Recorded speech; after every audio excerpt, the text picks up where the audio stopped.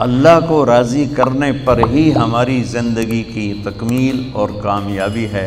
اگر اللہ کو کھو دیا تو سب کچھ کھو دیا۔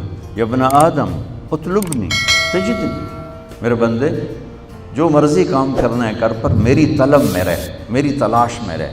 فإن وجدتنی وجدت کل شیء، اگر تو نے مجھے پا لیا تو نے سب کچھ پا لیا۔ وإن فتنی فاتک کل شیء، اگر تو نے مجھے کھو دیا تو تم نے سب کچھ کھو دیا۔ وأنا خیر لک من کل شیء، اور میں تیرے لیے ہر چیز سے بہتر ہوں۔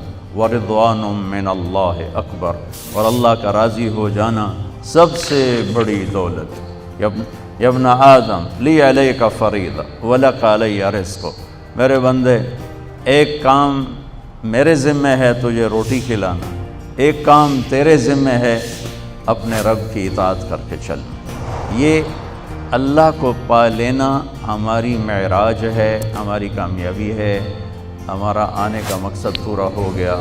اللہ کو کھو کر گم کر کے کسی نے کچھ نہیں پایا، وہ ساری دنیا کا مالک بن جائے، بادشاہ بن جائے۔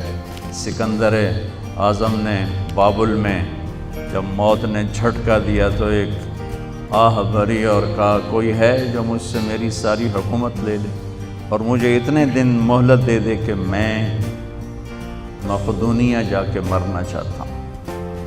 ساری دنیا کو فتح کر کے یہ حسرت لے کر بابل میں ہی مرا، اور اس کے تابوت کو اسکندریہ لے گئے، مختلف قول ہیں، وہاں جا کے دفن کیا گیا۔